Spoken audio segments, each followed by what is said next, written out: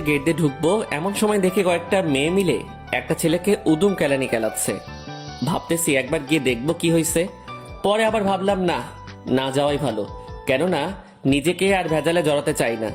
এমনিতেই ভেজাল ভেজাল করে করে জীবনটা বরবাদের দিকে ঠেলে দিয়েছি। আর না, আর তার চেয়ে বড় কথা, কলেজে আজ আমার প্রথম দিন। এখানে পরিবেশ সম্পর্কে আমার কোনো ধারণাই নাই। চুপচাপ মাথা নিচু করে চলে যেতে নিলে হঠাৎ পেছন থেকে একটা মেয়ে ডাক দেয়। পিছনে ফিরে, জি আমাকে বলছেন? এই ছেলে, ভাব নিচ্ছিস মনে হয়। এখানে তুই ছাড়া আর কে আছে যে তাকে ডাকতে যাব? ও, আসলে বুঝতে পারিনি। জি বলুন, কি বলবেন? তবে নিজের মোটা মাথাটার দ্বারা বুঝে নিয়েছি মেয়েটা আমাকে কেন ডেকেছে। মেয়েটার হাতে সিগারেট। 100% শিওর মেয়েটা আমাকে র্যাগিং করার জন্য ডেকেছে। কলেজে নতুন মনে হয়। জি। কলেজে আসার আগে নিয়ম কানুন সম্পর্কে ধারণা নিয়ে আসিসনি, যে কলেজের সিনিয়রদেরকে সম্মান করতে হয়? আসলে সরি, বুঝতে পারিনি। বুঝতে পারিসনি বললে তো আর হবে না। ভুলের জন্য তো তোকে শাস্তি পেতেই হবে। মানে শাস্তি কেন পেতে হবে? আমি তো আগে থেকে অবগত না কলেজ সম্পর্কে, না হয়তো সালাম দিতাম। এই ছেলে, আবার মুখে মুখে তর্ক করছিস। একে তো ভুল করেছিস, তার উপরে আবার মুখের উপরে কথাও বলছিস। তোর ডাবল সাজা প্রাপ্য। মাথা নিচু করে আছি, কারণ কলেজে আজ আমার প্রথম দিন। আর প্রথম দিন এসেই কোনো ঝামেলায় জড়াতে চাই না। এই নে ধর একটা কাগজ। যা, এটাকে খুলবি না, সোজা ওই যে জিন্স পরা মেয়েটা দেখছিস তাকে গিয়ে দিয়ে আসবি। কথা না বাড়িয়ে কাগজটা হাতে নিয়ে মেয়েটার কাছে চলে গেলাম। এই যে আপু। কি রে, কি হয়েছে, ডাকলি কেন? একটা আপু আপনাকে এই কাগজটা দিতে বলল।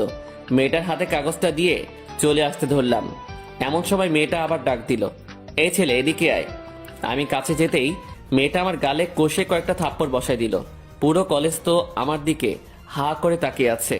এই, তোর সাহস তো কম না, তুই আমাকে লাভ লেটার দিস? তুই জানিস আমি কে? চুপ করে আছি। কি লাভ লেটার, কিছুই তো মাথায় কাজ করছে না। আপু, আমি তো আপনাকে লাভ লেটার দেই নাই, আর কাগজে কি লেখা ছিল সেটাও জানি না। ওই যে আপুটা আপনাকে এটা দিতে বলল। মেয়েটা আরো কয়েকটা থাপ্পড় লাগাই দিল আমার গালে। আমি তো মেয়েটার থাপ্পড় খেয়ে হাবলার মতো ঠাই দাঁড়িয়ে আছি। দাঁড়া, লাভ লেটার দেওয়ার মজা বোঝাচ্ছি তোকে। ফোনটা বের করে কাকে জানি ফোন দিল। ইতিমধ্যে কয়েকটা ছেলে এসে হাজির। এই ছেলে আমাকে লাভ লেটার দিয়েছে, এবার তোরা কি করবি কর। ছেলে একটা এসে সোজা আমার কলার ধরে জোরে টান মারলো। সাথে সাথে আমার শার্টের বোতাম কয়েকটা ছিঁড়ে মাটিতে পড়ে গেছে। তোর কত বড় সাহস, তুই মাহি ম্যাডামকে লাভ লেটার দিস, যেখানে আমরা ওনার নাম পর্যন্ত মুখে নেই না। ভাইয়া বিশ্বাস করেন, আমি জানি না এটা কি লেখা ছিল। একটা আপু ওনাকে এটা দিতে বলল। এত কিছু আমি জানি না, কথা হচ্ছে তুই মাহি ম্যাডামকে লাভ লেটার দিয়েছিস। এখন তোর কি হাল করি তুই দেখ। বলে ছেলেটা আমাকে মারতে শুরু করলো। সাথে আরো কয়েকটা ছেলেও দৌড়ে এসে ছেলেটার সাথে মিলে মারতে আরম্ভ করলো। আমি তো মাটিতে পড়ে মার খেয়ে যাচ্ছি। এই হয়েছে, থাম, এবার যা তোরা, বাকিটা আমি দেখে নিচ্ছি। ছেলেগুলো আমাকে মেরে ধরে চলে গেল। আমি মাটিতে পড়ে আছি।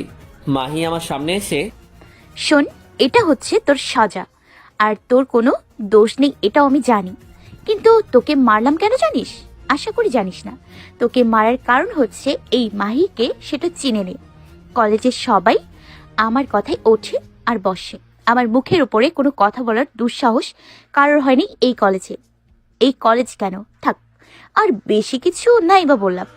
কলেজে থাকলে এমনিতেই জেনে যাবি আমি কে। ভবিষ্যতে যেন কখনো বড় গলায় আমার সামনে কথা বলার দুঃসাহস না করিস, সেটার জন্য মেডিসিন দিলাম। শুধু তুই না, নতুন কেউ আসলেই কলেজে তাকে এমন মেডিসিনটাই দেই। যেই মেয়েটা আমাকে কাগজটা দিছে সেই মেয়েটা মাহির কাছে আসে আর দুজনে মিলে হাসতে আরম্ভ করে। তারপর ওরা চলে যায়। কোনো মতে মাটি থেকে উঠে চুপচাপ করে ক্লাসরুমের দিকে রওনা দিলাম। লজ্জায় মাথা তুলতে পারছি না। পুরো কলেজের সামনে আমায় মারলো। যে আকাশ একবার একটা ডাক দিলে পুরো শহর ভেঙে লোকজন আসবে, সে আকাশকেই মাটিতে ফেলে মেরে চলে গেল।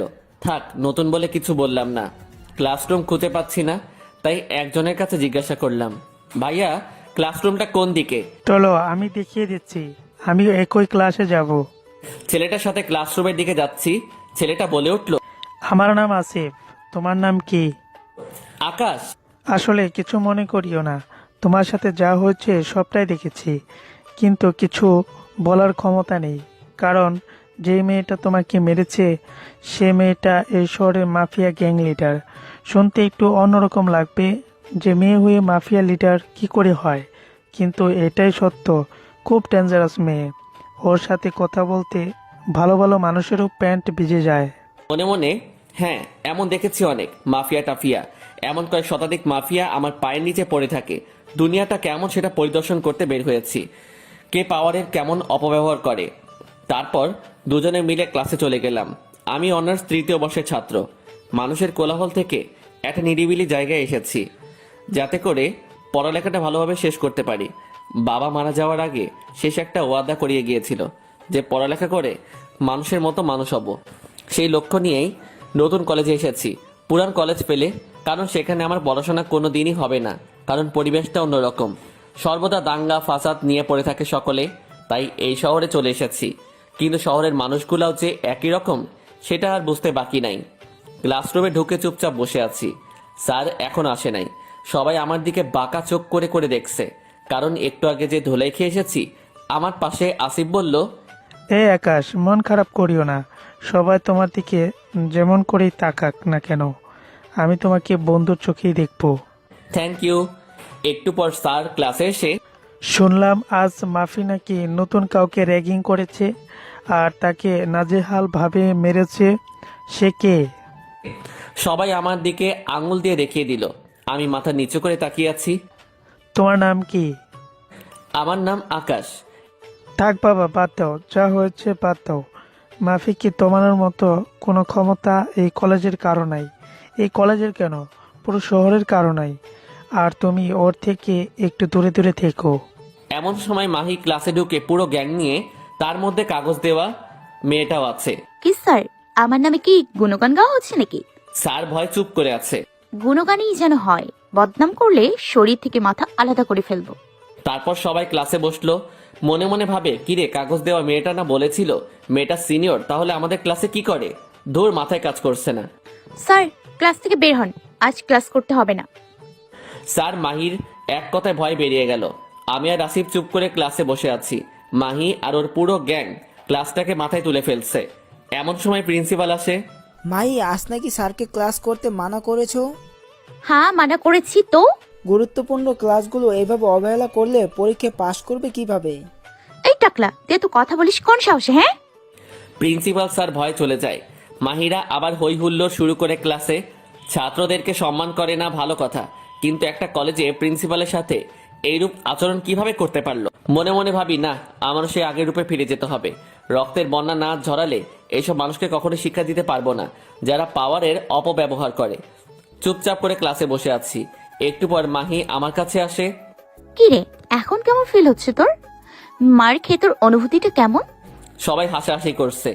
আমি চুপচাপ বসে আছি। এখন লাউড হওয়া যাবে না, কয়েকটা দিন যাক, তারপর কত বড় মাফিয়া সেটা দেখে নিব। কি রে, কথা বলছিস না কেন? আবার মার খাওয়ার ইচ্ছে আছে নাকি? আমি আমার মতো চুপ করে আছি। প্লিজ তোমরা ওকে ছেড়ে দাও। ওর সাথে তোমরা আর কিছু করিও না। বেচারা আজ প্রথম এসেই মার খেলো। এই ছাগলের 4 নাম্বার বাচ্চা, তোর মুখে দেখে বুলি ফুটেছে। তোরও কি মার খাওয়ার শখ আছে নাকি? হ্যাঁ, যে ওর হয়ে ওকালতি করছিস? আসিফ ভয়ে চুপ হয়ে গেল। আমাকে যে কাগজ দিয়েছিল সেই মেয়েটা বলে, আরে মাহি, ছাড় তো, বাদ দে। যা মার খেয়েছে, এরপর কখনো তোর সামনে কথা বলার মতো দুঃসাহস করবে না। এলিনা, তুই ঠিক বলেছিস। যে কাগজ দিয়েছিল ওই মেয়েটার নাম এলিনা। তারপর ওরা ক্লাসরুম থেকে বের হয়ে যায়, আর আমি আর আসিফও ক্লাসরুম থেকে বের হয়ে আসি, কারণ আজ ক্লাস হবে না। মাহি একবার বলে দিয়েছে, এরপর আর কারোর ক্ষমতা নাই যে মাহির কথার অবজ্ঞা করে ক্লাস করাবে। আচ্ছা চলো আমরা ওই দিকটায় গিয়ে বসি। আচ্ছা চলো। আসিফ আর আমি একটা নিরিবিলি জায়গায় বসে আছি। এমন সময় একটা মেয়ে আসে। মেয়েটার নাম নাফিসা। মেয়েটা আসিফের বন্ধু। আসিফ আমার সাথে মেয়েটার পরিচয় করিয়ে দিল। বাহ, ভালোই লাগছে। প্রথম দিন এসেই দুজন বন্ধু বানিয়ে ফেললাম। আচ্ছা আকাশ, তোমার বাসা কোথায়? তুমি থাকো কোথায়? আর তোমার বাসায় কে কে আছে? আসলে আমার বাসা চট্টগ্রামে, তবে এই শহরে একটা বাসা ভাড়া করে থাকি। আর আমার বাসায় কে কে আছে বলতে, মা, ছোট বোন আর আমি। বাবা মারা গিয়েছে বেশ কিছু বছর আগে। ও সরি। আরে সরি বলার কিছুই নেই। আর আমরা তো ফ্রেন্ড নাকি? ফ্রেন্ডদের মধ্যে সরি টরি এইসব চলে না। ফ্রেন্ড, তবে পুরোপুরি না। একটা জিনিসের কমতি আছে, সেটা হচ্ছে তুমি করে বলা, যেটা ফ্রেন্ডশিপে চলে না, তুই ছাড়া। আচ্ছা, তুই করেই বলবো। আচ্ছা আকাশ, মাহি মেয়েটা আসতো কিভাবে মারলো? তুই কোনো প্রতিবাদ করলি না কেন? কিভাবে করব বল? সে নাকি মাফিয়া টিমের লিডার, ওর কথায় পুরো শহর কাঁপে। এত কিছুর পর কিভাবে প্রতিবাদ করব বল? আর তার থেকে বড় কথা, কলেজে নতুন এসেছি, আজ এইমাত্র কিভাবে করব? বেশ কিছু সময় আড্ডা দিয়ে বাসায় চলে আসলাম। ফ্রেশ হয়ে খাবারটা খেয়ে মাত্র বিছানায় পিঠটা লাগিয়েছি, এমন সময় ছোট ভাই নাসিম ফোন করে আর বলে, ভাই একটু আগে নাকি মাফিয়ার ছেলেরা শহরে আসা কয়েকটা ছেলেকে বেহেরাম ভাবে মারে, যেখানে আমার ছোট ভাইও ছিল। মেরে সব কয়টাকে তাদের সাথে করে নিয়ে গেছে। ধুর, যত চাই এসব থেকে নিজেকে দূরে রাখবো ততই আরো সেই দিকে ইনভলভ হচ্ছি। আচ্ছা যা, টেনশন করিস না, রাতের মধ্যে তোর ভাইকে ওরা ছেড়ে দিবে। ফোন কেটে ইয়াসিনকে ফোন দিলাম। ইয়াসিন, ক্রু কোড 11, যেটা নাসির ভাইয়ের সাথে কথা বলার পরবর্তী কোড, যেটা আমি আর উনি ছাড়া কেউ জানে না। তুই ফোন দিয়ে বল শহরের মাফিয়ার ছেলেরা নাকি নাসিমের ছোট ভাইকে ধরে নিয়ে গেছে, তাদেরকে যেন ছাড়িয়ে নিয়ে আসে। না হয় আমার মাথা যদি গরম হয়, শহরে কোনো মাফিয়া থাকবে না। আচ্ছা ভাই, আমি এখন নাসির ভাইকে বলতেছি। নাসিরের কথায় পুরো শহরের মাফিয়ারা কাজ করে। আমার মাথায় কাজ করতেছে না। মাফিয়া মাফিয়া বলে যে এত লাফালাফি করতেছে, এই মাফিয়ার আসল বসকে তারা যদি জানতো তাহলে জায়গায় মলমূত্র ত্যাগ করতো। সামান্য একটা শহরের লিডার হয়ে এত পাওয়ার দেখাচ্ছে, তাহলে যে মাফিয়া জন্ম দিয়েছে তার পাওয়ার কতটা হওয়া দরকার। তারপর একটু রেস্ট নিয়ে বিকালবেলা হাঁটতে বের হলাম। এমন সময় দেখি কয়েকজন মানুষ আর পুলিশ মিলে রাস্তাঘাট অফ করে দিচ্ছে, কারণ মাফিয়ার লিডার নাকি এই পথ ধরে যাবে। এখন কে যাবে সেটা তো আর আপনাদের বলতে হবে না, মাহি যাবে এখন। আমিও আমজনতার মতো রাস্তার একপাশে চুপচাপ দাঁড়িয়ে আছি। হঠাৎ নজর পড়ল একটা গাড়ির মধ্যে একটা রুগী আটকা পড়েছে, যাকে হসপিটালে নিয়ে যাচ্ছিল, কিন্তু মাহি আসবে দেখে গাড়ি ঘোড়া সব সাইড করে দিয়েছে। রুগীটার অবস্থা খুব খারাপ, ইমার্জেন্সি হসপিটালে নিয়ে না গেলে হয়তো এখানে সে দম ছেড়ে দিবে। এবার আর চুপ থাকলাম না, দৌড়ে গেলাম গাড়িটার কাছে। গাড়ির কাছে গিয়ে ড্রাইভারকে বললাম গাড়ি স্টার্ট দিতে, কিন্তু সে ভয় না করে। আমি বললাম কোনো সমস্যা হবে না, আমি আছি আপনার সাথে। আমি প্রাণে মরতে চাই না, মাফিয়ার লোকেরা অনেক ডেঞ্জারাস। এই আপনি গাড়ি থেকে নামেন, আমি গাড়ি চালাচ্ছি। সে রাজি হয় না, এবার রাগ উঠে গেল। ওকে কলার ধরে গাড়ি থেকে নামাই দিয়ে নিজের গাড়ি নিয়ে হসপিটালে রওনা দিলাম। কাউকে দেখার সময় নাই, আগে মানুষটার যান বাঁচানো ফরজ। হসপিটাল পৌঁছে দিয়ে মাত্র বের হলাম, এমন সময় কয়েকজন ছেলে এসে আমাকে জোরপূর্বক তাদের সাথে নিয়ে গেল। এই ছেলে কে তোমরা, আর তোমরা আমাকে কোথায় নিয়ে যাচ্ছ? চুপ করে থাক, একদম বেশি বাড়াবাড়ি করবি না, সোজা শরীর থেকে মাথাটা আলাদা করে ফেলবো। চুপ করে তাদের সাথে গেলাম, তারা আমাকে মাহির কাছে নিয়ে গেল। আমাকে দেখে কি তোর ভয় হয় না রে, ছোট লোকের বাচ্চা? তুই নাকি গরিবের রবিনহুড হয়েছিস? আমার লোকেরা পথ ব্লক করার পরেও কোন সাহসে গাড়ি নিয়ে রাস্তায় নেমেছিস? মানুষটা আর অল্প সময় হলে মরে যেত, তাই রুগীটাকে নিয়ে হসপিটালে দিয়ে এসেছি। এই কুত্তার বাচ্চা, আমার মুখের উপরে কথা বলিস আবার? একে তো ভুল করেছিস, এখন আবার? এই তোরা ব্যাটাকে নিয়ে গিয়ে জীবনের তোরে শিক্ষা দিয়ে দিবি। একটা হাত আর একটা পা যেন অচল হয়ে যায়। মাহির কথা মতো ওরা আমাকে নিয়ে যায়, নিয়ে গিয়ে একটা রুমে বন্দি করে রাখে। তারপর তারা চলে যায়। কিছু সময় পর আবার ফিরে আসে গরম একটা লোহার টুকরা নিয়ে। ছেলেটা গরম লোহার টুকরাটা নিয়ে সোজা আমার পা বরাবর বাড়ি মারে। এত জোরে বাড়ি মারে যে মাগো বলে চিৎকার দিয়ে উঠি। তারপর আবার হাতের উপরে বাড়ি মারে, সাথে সাথে হাতটা মট করে ভেঙে যায়। স্পষ্ট বুঝতে পারছিলাম হাতটা ভেঙে গেছে। ষাঁড়ের মতো চেঁচাতে আরম্ভ করি, মনে হচ্ছে যে জানটা বের হয়ে যাবে। তারপর তারা আমাকে নিয়ে গিয়ে রাস্তার মধ্যে ফেলে রেখে চলে আসে। মাটিতে গড়াগড়ি করছি, কেউ সাহায্যের জন্য এগিয়ে আসছে না। একটা বয়স্ক লোক আমায় হসপিটালে দিয়ে আসে। হসপিটালে পৌঁছে জ্ঞান হারিয়ে ফেলি। 1 সপ্তাহ পরে জ্ঞান ফিরে আসে। জ্ঞান ফেরার পর যা দেখতে পাই, পুরো মাথা যেন ভো ভো করে ঘুরতে থাকে। পুরো হাসপাতালে ছেলে পেলে দিয়ে ভরে গেছে, সবার মাথায় তো আগুন উঠে গেছে। আমাকে এই অবস্থায় দেখে আমার জ্ঞান ফিরেছে শুনতে পেয়ে সকলেই এসে হুমড়ি খেয়ে কান্না করতেছে। আকাশ ভাই, আপনি ঠিক আছেন তো? আরে পাগল, তোরা কান্না করতেছিস কেন? দেখ আমি ঠিক আছি, আমার কিচ্ছু হয় নাই, তাও ছেলে পেলে মানতেছে না। ডাক্তার 1 মাস বেড রেস্ট দিল। ছেলে পেলের জন্য হসপিটালের বাহিরের কোনো মানুষ ঠিকমতো আসা যাওয়া করতে পারতেছে না। এত মানুষ আসছে আমাকে দেখতে। তারপর আমাকে সবাই নিয়ে গেল, ভালো একটা হোটেল বুক করলো, সেখানেই থাকার ব্যবস্থা করলো আমার। আর বাসার কেউ এই সব কিছু জানে না, মা জানলে তো সোজা স্ট্রোক করবে। সবাইকে চলে যেতে বললাম, কিন্তু কেউ কোনো কথা শুনছে না। ওদের একটাই কথা, আমাকে যারা মেরেছে ওদের রক্ত দিয়ে গোসল না করে ওরা কেউ এখান থেকে যাবে না। তাও অনেক কষ্টে বুঝিয়ে বাঁচিয়ে পাঠালাম। তবে কয়েকজন আমার সাথেই রয়ে গেছে, নাসিম, ইয়াসিন। ওদেরকে হাজার মানা করলেও ওরা যাবে না, তাই আর জোরও করিনি ওদের। আচ্ছা নাসিম, তোর ছোট ভাইকে ছেড়েছে? ভাই রাতের আগেই ছেড়ে দিছে। কথা বলতেছি এমন সময় নাসির ভাই এসে হাজির। নাসির ভাই বলতে শহরের মাফিয়া টিমের আসল লিডার। সে এসেছে আমার এই অবস্থা শুনে। নাসির ভাই তো পাগল পাগল হয়ে গেছে আমার এই অবস্থা দেখে। আকাশ ভাই, আপনার এই অবস্থা কে করলো? একবার খালি মুখ দিয়ে নামটা বের করেন, ওকে মেরে ওর শরীরের সমস্ত অঙ্গ প্রত্যঙ্গ টুকরো টুকরো করে শহরে আলাদা আলাদা স্থানে রেখে দেবো। মনে মনে, না, নাম বলা যাবে না, কারণ আমি মুখ দিয়ে যদি একবার নাম বের করি, সেটা যেই হোক না কেন, নাসির ভাই সত্যি ওদেরকে কেটে টুকরো টুকরো করে ফেলবে। আর ওইসব ছেলেপেলেদের জন্য আমি একাই এনাফ। ওদের শায়েস্তা করতে ছেলেপেলের দরকার হবে না। আর তার চেয়ে বড় কথা, ওদেরকে আমি নিজের হাতে শাস্তি দিব। না, নাসির ভাই কে বা কারা করেছে জানি না, ছেলেগুলোকে এর আগে কখনো দেখি নাই। আকাশ ভাই, আপনি চিন্তা করবেন না, যে বা যারা এইরূপ করেছে তাদের ধরে এনে আপনার পায়ের সামনে হাজির করব। তারপর নাসির ভাই আরো বেশ কিছু সময় কথা বলে চলে যায়। দুপুরে খাবারের সময় হয়ে এসেছে প্রায়। খাবারকে ওষুধ খেয়ে নিলাম, একটু রেস্ট করা দরকার। কিন্তু রেস্ট করার আগে কয়েকজন যারা আছে তাদেরকে রুম থেকে একটু বের হয়ে যেতে বললাম, ইয়াসিন বাদে। সবাই বের হয়ে গেল। শোন ইয়াসিন, কি বলি মন দিয়ে শুনবি। হ্যাঁ ভাই বলেন। আমি যদি চাই যারা আমাকে মেরেছে তাদেরকে মেরে ফেলতে, সেটা আমার জন্য 2 মিনিটের চেয়েও কম সময় লাগবে। খালি একবার নাসির ভাইকে নামগুলো বললে হবে। কিন্তু আমি নাসির ভাইকে বলি নাই, কারণ ওদেরকে আমি নিজের হাতে মারবো। আর ছেলেগুলো হচ্ছে মাফিয়ার টিম, যেটা শহরে আছে সেই গ্যাংয়ের ছেলে পেলে। শোন, আর শহরের মাফিয়ার দায়িত্বে আছে হচ্ছে মাহি নামের একটা মেয়ে। ওর লেফট হ্যান্ড এবং রাইট হ্যান্ড 2টা ছেলে আছে। ওদেরকে গিয়ে তুলে নিয়ে আনবি।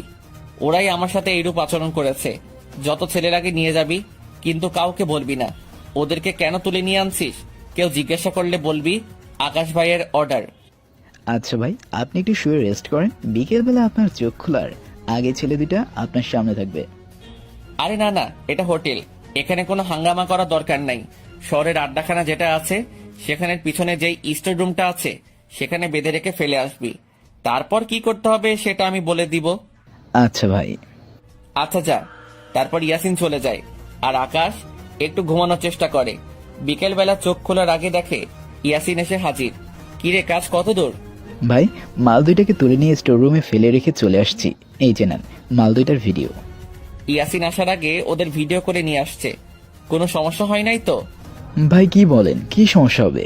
যার আগে সবাই কোমরে গুজে মেশিন নিয়ে গেছি, গিয়ে ফার্স্টে ভালোই ভালো বলছি আমাদের সাথে আসতে, কিন্তু মাল দুইটা একটু পাওয়ার দেখাইছে যে এই সেই, কিন্তু সে জানে না আমরা তার বাপেরও বাপ। কি আর করা ভাই, যখন বাংলা ভাষায় বোঝাইতে পারি নাই তখন মেশিন কপালে থেকে তুলে নিয়ে আসছি। যা, এবার ফ্রেশ হয়ে নে।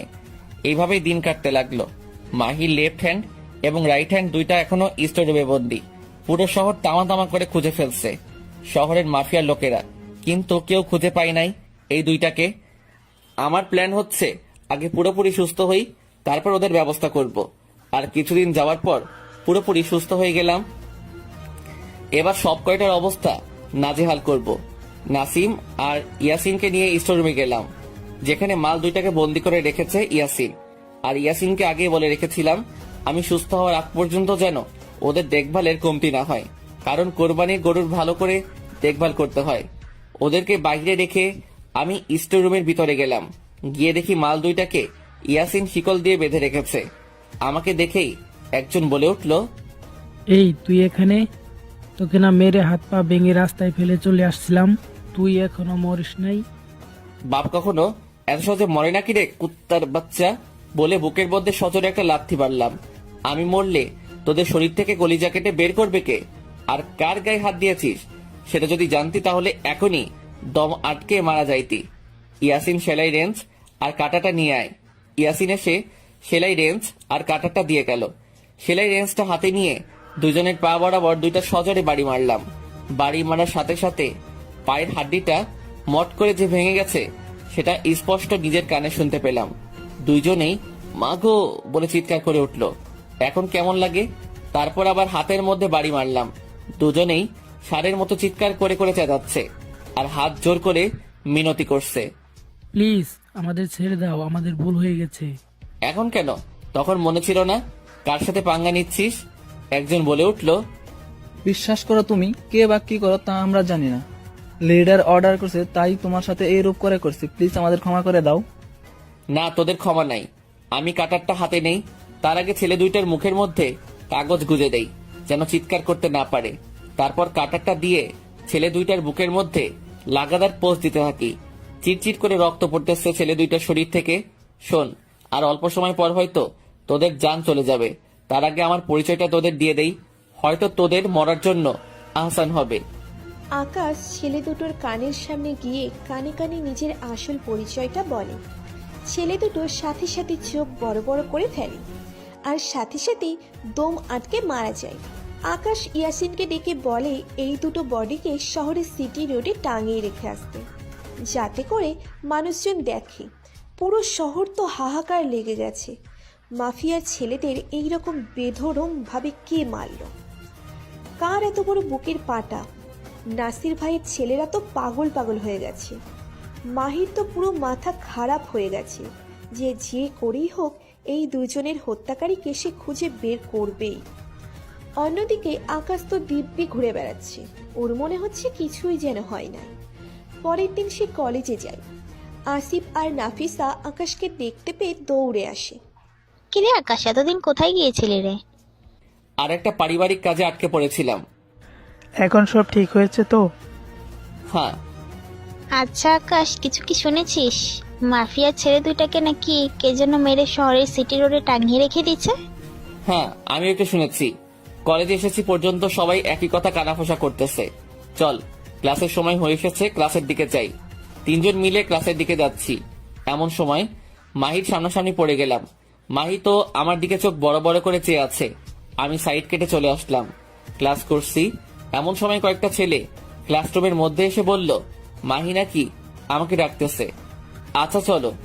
স্যারের অনুমতির প্রয়োজন নাই, কারণ মাহির কথা একবার যখন বলছে সবাই চুপ। নাফিসা তো ভয় শেষ। আকাশ প্লিজ, কখন কি করে বসে তোর সাথে। আর টেনশন করিস না। তারপর ছেলেগুলোর সাথে মাহির কাছে গেলাম। মাহি সবাইকে চলে যেতে বলল। সবাই চলে গেল। এই ছেলে, তুই জীবিত হলি কি করি? সেদিন ওরা বলল যে তোকে মেরে হাড়গুড় গুঁড়ো করে দিয়েছে। ওদের কথা মতো তো তুই বাঁচার কথা না, কিন্তু বাঁচলে কি করে? আরেকটা কথা, সেটা হচ্ছে তোকে কেমন যেন আমার সন্দেহ হচ্ছে। তোকে যারা মেরেছিল সেই দুজনকে কার জানি মেরে শহরের সিটি রোডে টাঙিয়ে রেখে আসছে। দেখেন, আপনার কোনো কথার জবাব দিতে আমি ইচ্ছুক নই। আর বড় কথা হচ্ছে আমি ভুল করেছি, তার জন্য তো মেরে হাত ভেঙে দিয়েছেন। এত শাস্তি দেওয়ার পরেও কি আপনার শখ মিটেনি? এই ছেলে, বেশি কথা শিখে গেছিস মনে হয় না। কথা যাই বলবো চুপচাপ শুনবি, না হয় জ্যান্ত মেরে পুঁতে ফেলবো। আকাশ চুপ করে আছে। শোন, তোর উপর আমার সন্দেহ লাগছে। আমার ছেলেপেলেরা তোর উপর নজরদারি রাখবে, মাথায় রাখিস। আচ্ছা। ক্লাস করে বাসায় চলে গেলাম। এইভাবে আরো কয়েকটা দিন কাটলো। এই কয়েকদিনে লক্ষ্য করলাম মাহি যেন কেমন পরিবর্তন হয়ে গেছে। আমি কলেজে আসলেই মাহি আমার দিকে ড্যাব ড্যাব করে চেয়ে থাকে। একদিন ক্লাস শেষ করে যাচ্ছিলাম বাসায়, এমন সময় মাহি ডাক দেয় আমাকে। আই, এদিকে আয়। হ্যাঁ বলেন। এই, তুই কি সিঙ্গেল? মানে বুঝলাম না। তুই কি কোনো রিলেশন করিস? না। এখানে এসে আমার পাশে বস। আমি কথা না বাড়িয়ে মাহির কাছে গিয়ে বসলাম। শোন, আজ থেকে তুই রোজ ক্লাস ছুটির পর এসে আমার সাথে এখানে বসে থাকবি। হঠাৎ মাহির নাম্বার একটা ফোন আসে। যে ছেলে দুইটাকে ঝাড়া মেরে ফেলে দিয়ে গেছে তাদের একজনের সংবাদ পাওয়া গেছে। অপর পাশ থেকে কি বলছে কিছু শুনতে পাচ্ছি না, খালি মাহির কথাই শুনছি। ওকে যে করে হোক আটক করে আমার সামনে নিয়ে আয়। ফোনের অপর পাশ থেকে খবর পেয়েছি আজ নাকি সে রাতের বেলায় চৌরাস্তার মোড়ে কোনো এক কাজে যাবে, সেখান থেকে তুলে নিয়ে আসবো। আচ্ছা। মাহি ফোন রেখে দিয়ে বেটা, এবার যাবি কই? আমার ছেলেদেরকে মারা এবার বোঝাবো। আজ রাতেই তোর খেল খতম। মাহির অল্প কথা শুনে বুঝে গেলাম ইয়াসিনের নাম জেনে গেছে। আজ রাতে ইয়াসিনকে ওরা কিছু একটা করবে। এই, এবার তুই বাসায় যা, আমার কাজ আছে। আমি তাড়াতাড়ি উঠে বাসায় চলে এলাম। এসে ইয়াসিনকে ফোন দিলাম।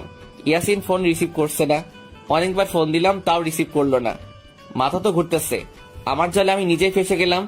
এখন যদি ইয়াসিনকে খবর দেওয়া না হয়, সে 100% শিওর বিপদে পড়বে। একটু পর দেখলাম ফোনটা বাজছে। ফোনের দিকে তাকাতেই দেখলাম ইয়াসিন ফোন করেছে। ইয়াসিন, কোথায় তুই? আচ্ছা শোন, যেখানে আছিস তাড়াতাড়ি আমার সাথে দেখা কর। ইয়াসিন তাড়াতাড়ি 30 মিনিটের মধ্যেই আমার কাছে চলে আসলো। আমি ওকে বললাম তোর নাম ওরা জেনে গেছে। তোমার সমস্যা কি? আমি কি ওদেরকে ভয় পাই নাকি? আপনি থাকতে এই জমিনে বুকে কে আমার গায়ে হাত দিবে? এমন মানুষ এখনো পয়দা হয় নাই। হ্যাঁ, তোর কিছুই করতে পারবে না। তবে এটা বলতো, আজ রাতে কি তোর কোথাও যাওয়ার প্ল্যান আছে? হ্যাঁ ভাই, চৌরাস্তার মোড়। ওকে, সমস্যা নাই। ওরা আজ রাতেই কিছু একটা করবে, আর আজ রাতেই আমি আমার আসল রূপ দেখাবো। খবর দে সব ছেলেপেলেদেরকে আকাশ মাহমুদ কি সেটা আজ পুরো শহরবাসী জানবে। গাড়ি করে শুধু আকাশ মাহমুদের ছেলে পেলে শহরে আসতে থাকে। কম করে হলেও 1000 ছেলে আসে। সবার কোমরে আর্মস, কেউ কেউ আবার ওম নিয়ে আসে, যেটা রেট অফ ফায়ার, যেটা কয়েক কিলোমিটার দূর থেকে তারা নিশানকে তাক করতে পারে। ছেলেপিলে তো আজ পুরো ক্ষিপ্ত। কার এত বড় বুকের পাটা যে আকাশ মাহমুদের সাথে পাঙ্গা নেবে? আকাশ তারপর সমস্ত ছেলেদেরকে শহরের আড্ডায় একত্রিত করে। কে কোথায় থাকবে সেটা বলে দেয়। ছেলেরা চৌরাস্তায় মোড়ের জায়গায় জায়গায় ফিট হয়ে যায়। চৌরাস্তার মোড়ে যত বড় বড় দালান বা টাওয়ার আছে, সব জায়গায় আকাশের ছেলে পেলে ওম নিয়ে ফিট হয়ে আছে। আকাশ শুধু অর্ডার করবে, সাথে সাথে শহরে রক্তের বন্যা বয়ে যেতে দেরি হবে না। অন্যদিকে শহরের মাফিয়ারা পুরো শহরের যত গ্রুপ আছে সবাইকে একত্রিত করে। উদ্দেশ্য একটাই, ওদের গ্রুপ মেম্বারদেরকে যারা হত্যা করেছে তাদেরকে আজ মৃত্যুর চৌকাঠ অবধি পৌঁছে দেবে। শহরে প্রায় কয়েক শতাধিক গ্রুপ আছে, সবাই একজোট হয়। রাতের বেলায় আজ তারা ইয়াসিনকে ধরবে। তারপর বাকি যারা ওর সাথে ছিল সব কয়টার নাম বের করে ওকে মেরে ফেলবে। আর ওদেরকে লিড করতেছে নাসির ভাই, আর সাথে তো মাহি আছেই। ওদের নেতৃত্বে মাফিয়ার সকল গ্রুপ মেম্বার আজ একত্রিত হয়েছে। নাসির ভাই জানে না ওদের জন্য আজ মৃত্যু অপেক্ষা করতেছে। নিজের পাতানো ফাঁদে যে নিজেরাই আটকে পড়বে এই ধারণা কারও নেই। বিকেল পেরিয়ে প্রায় মাগরিব হয়ে আসে। আকাশের লোকজন সবাই যে যার জায়গা মতো ফিট হয়ে আছে, আর আকাশ বলে দেয় ইয়াসিন আগে একা যাবে। মাফিয়ার গ্রুপরা সবাই অপেক্ষা করতেছে কখন বলির পাঠাটা আসবে। একটু পর প্ল্যান মোতাবেক ইয়াসিন চৌরাস্তার মোড়ে যায়। সাথে সাথে মাফিয়ার ছেলেপেলেরা ইয়াসিনকে চারপাশ থেকে ঘিরে ফেলে। সবার হাতে চাপাটি বড় বড় রামদা। ইয়াসিনকে আজ টুকরো টুকরো করে ফেলবে। নাসির ভাই আর মাহি একটা গাড়িতে বসে আছে। ছেলেপেলে দৌড়ে আছে ইয়াসিনকে মারার জন্য, কিন্তু যারা যারা দৌড়ে আসে সব কয়টার মাথায় খুলি ছিদ্র হয়ে মাটিতে লাশ হয়ে পড়ে যায়। রেট অফ ফায়ার দিয়ে মাথার খুলি ছিদ্র করে ফেলেছে আকাশের ছেলেরা। মাফিয়ার সবাই তো ভয় পেয়ে যায়, কেউ বলতে পারে না কি ঘটছে। এবার ইয়াসিনের সাথে ওর দলের 10-15 জন গিয়ে দাঁড়ায়। মাফিয়ার ছেলে পেলে আরও এক ঝাঁক এগিয়ে আসে মারার জন্য। ওই 10-15 জন মিলে প্রায় 100 মাফিয়ার গ্রুপকে মেরে জায়গার মধ্যে তুলোধনা বানিয়ে ফেলে। এবার একত্রে সমস্ত মাফিয়ার ক্রুরা ওই 10-15 জনের উপরে ঝাঁপিয়ে পড়ে। 10-15 জন মিলে এত জনের সাথে কখনোই পেরে ওঠা সম্ভব না। মাফিয়ার গ্রুপরা ওদেরকে মারতে শুরু করে। এমন সময় নাসির ভাই আর মাহি গাড়ি থেকে নেমে আসে। অন্ধকার দেখে কাউকেই তেমন একটা চেনা যাচ্ছে না। না হয় নাসির ভাই ইয়াসিনকে দেখেই চিনে ফেলত।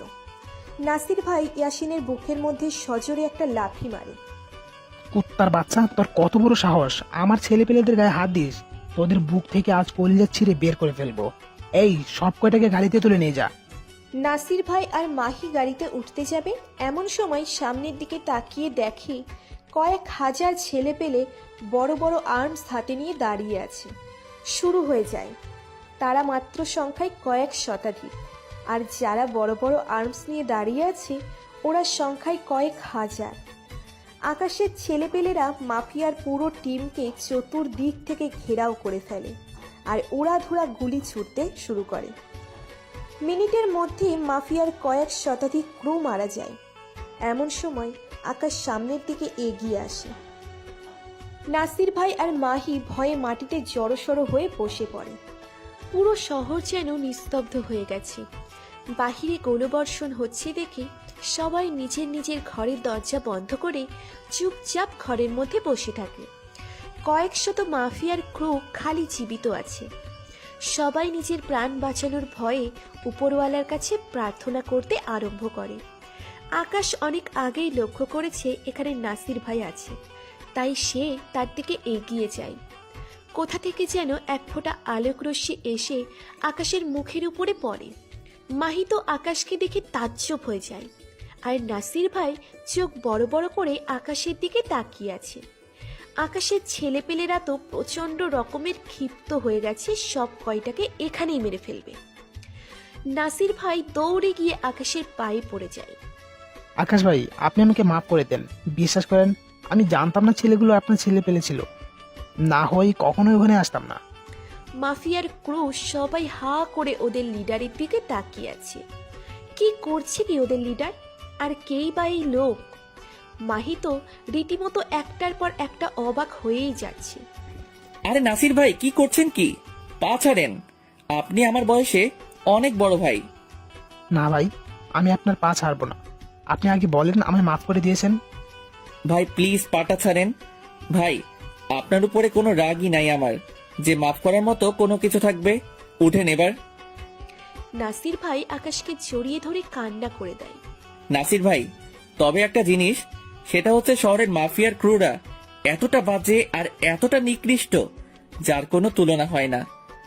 পাওয়ারের অপব্যবহার কাকে বলে সেটা শহরের মাফিয়াদের না দেখলে বুঝতেই পারতাম না।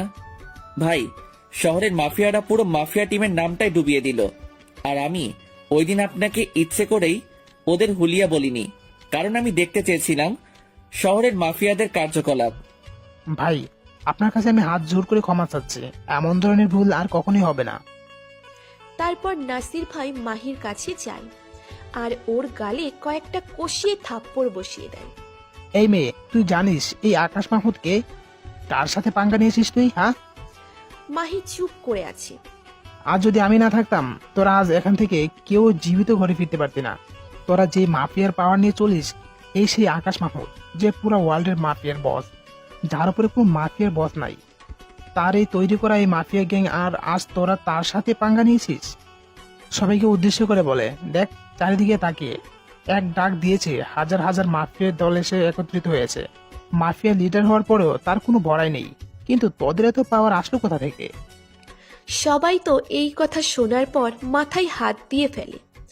মাহি তো মনে হয় এখনই মাটি ছেদ করে জমিনে ঢুকে যাবে এমন কথা শোনার পর। আকাশ সবার উদ্দেশ্য করে বলে, আজ থেকে কেউ যদি পাওয়ারের অপব্যবহার করেছো, সোজা তার জীবনটা কেড়ে নিব। আর এবারের মতো সবাইকে ক্ষমা করে দিলাম। আর এই যে লেডি মাফিয়া, আপনাকে চাইলে এখনই মেরে মাটি চাপা দিয়ে দিতে পারি, কিন্তু তা করলাম না, কারণ অপরাধ করলে তাকে সুযোগ দিতে হয় শুধরানোর জন্য। আমিও তাই করলাম। পরবর্তীতে এমন কিছু চোখে পড়লে সোজা মেরে বালি চাপা দিয়ে দিব। সেদিনের পর থেকে পুরো শহরবাসী আকাশ মাহমুদকে এক নামে চিনে গেছে, কিংস অব মাফিয়া। আর যাদেরকে মেরে ফেলেছে সবাইকে আকাশের ছেলেপেলেরা গুম করে ফেলেছে।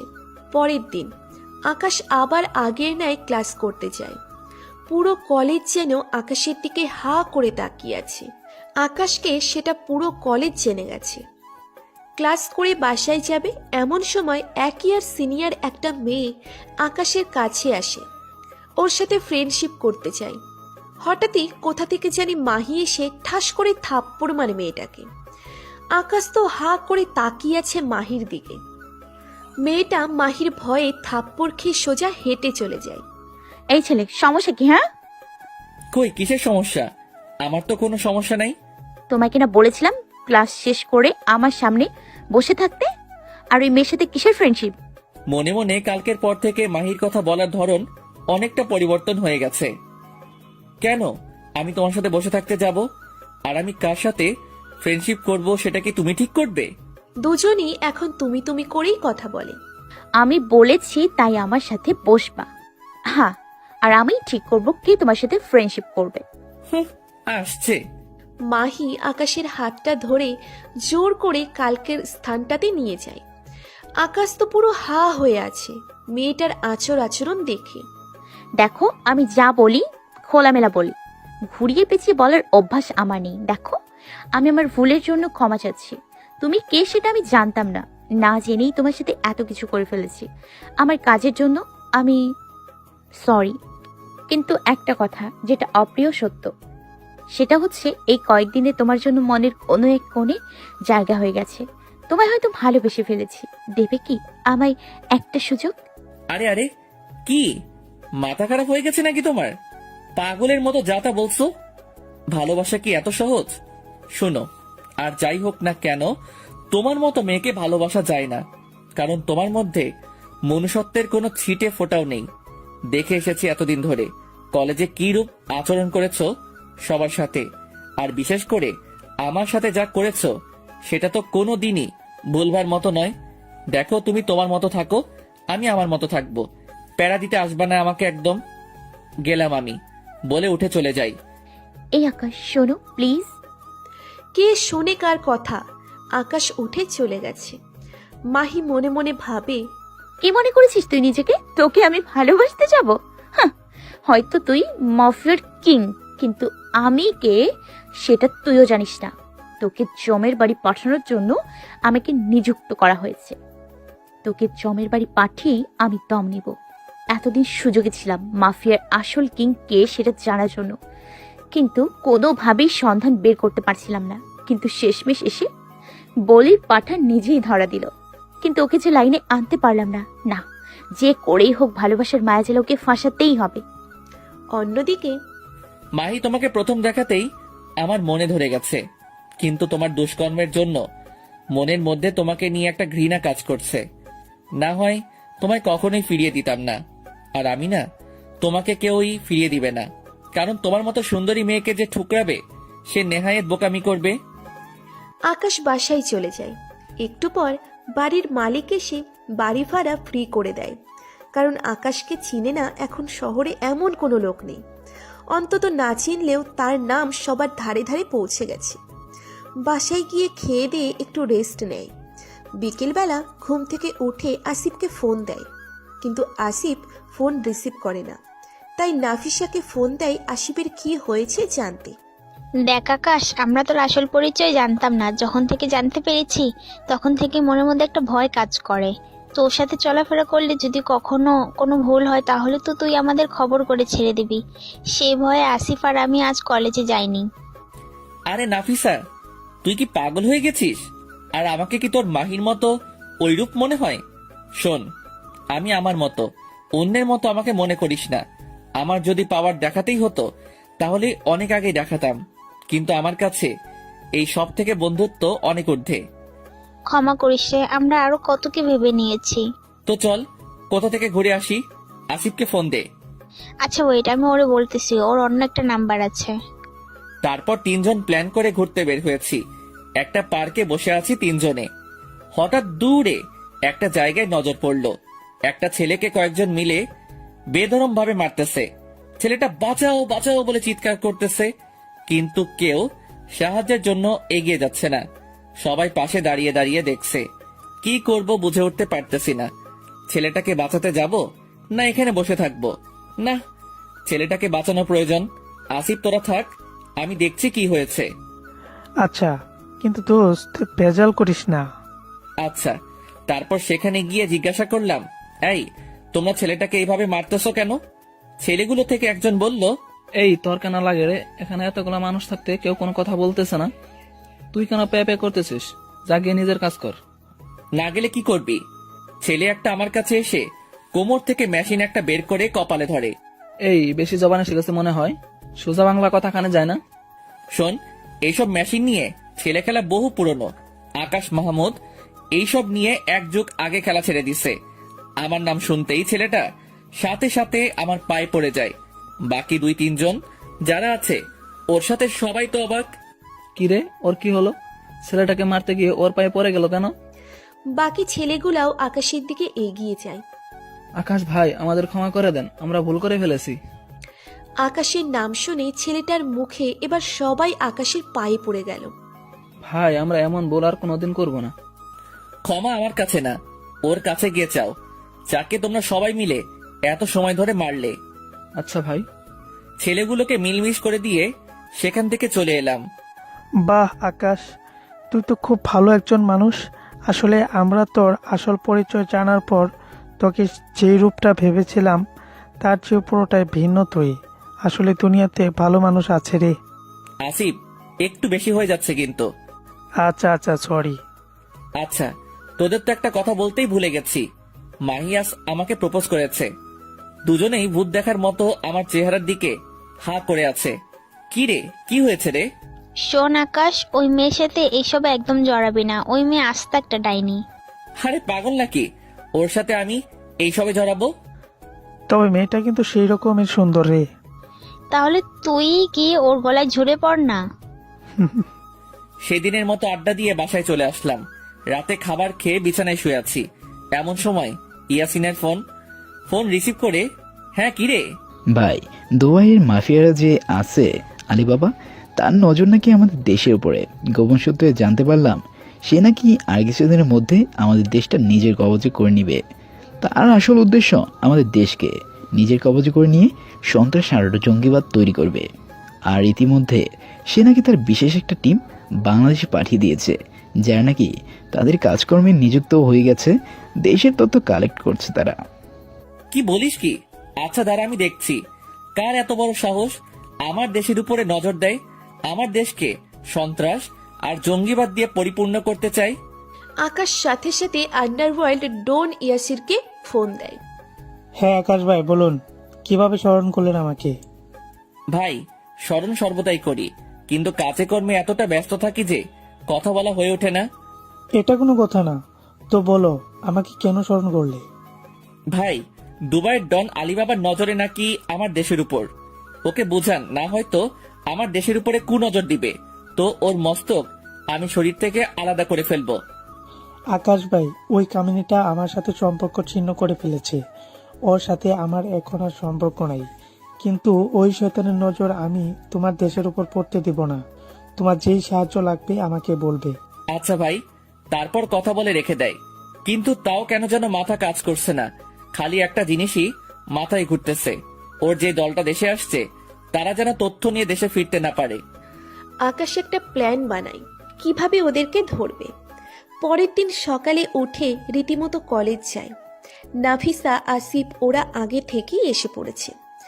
এমন সময় হঠাৎ কোথা থেকে জানি মাহি এসে আকাশকে পিছন থেকে জড়িয়ে ধরে। আকাশের তো মাথায় রাগ উঠে যায়।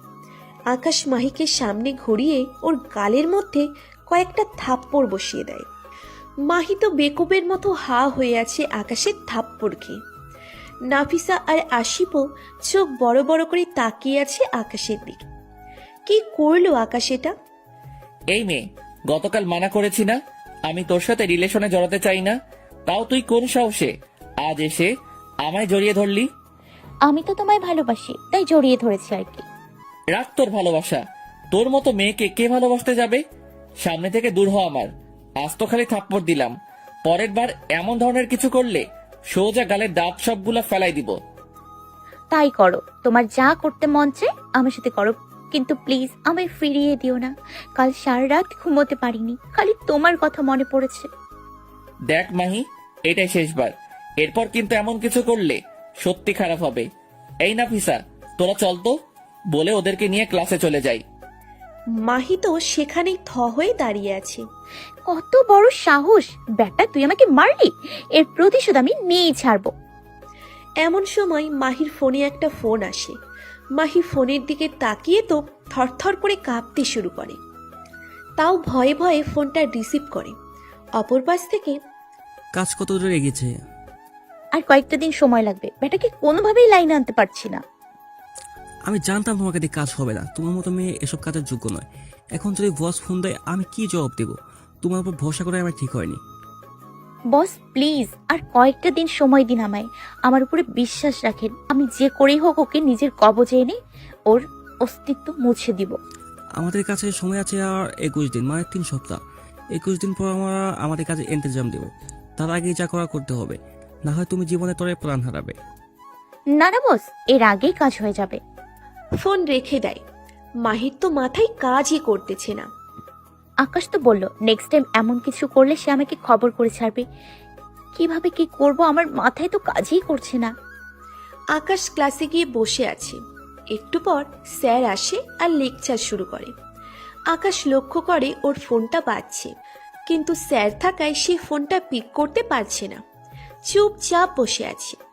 স্যার লেকচার দিয়ে চলে যাওয়ার পর সে পকেট থেকে ফোন বের করে দেখে ইয়াসিন ফোন করেছিল। সে একটা মেসেজও পাঠিয়েছে। মেসেজটা চেক করে দেখে ভাই, ওরা 70 জনের একটা টিম নিয়ে বাংলাদেশে এসেছে, যার মধ্যে 17 জন মেয়ে আর বাকি 53 জন ছেলে। আর তারা শহরে আলাদা আলাদা স্থানে ছড়িয়ে ছিটে আছে। তাদের থেকে একজনের সন্ধান পেয়ে গেছি। আকাশ ইয়াসিনকে ফোন দেয়। ইয়াসিন, এখনই এই জায়গায় আয়, একটা ঠিকানা দিয়ে দিচ্ছি। আচ্ছা ভাই। আকাশের ক্লাস না করে কলেজ থেকে বের হয়ে যায়। জায়গা মতো গিয়ে আকাশ অপেক্ষা করছে। একটু পর ইয়াসিন আসে। জাসুসটাকে তুলে নিয়েছিস? না ভাই, ওর পিছনে লোক লাগিয়ে রেখেছি। ওর দ্বারাই বাকি আরো 2-1জনকে যদি ধরতে পারি। হ্যাঁ, গুড।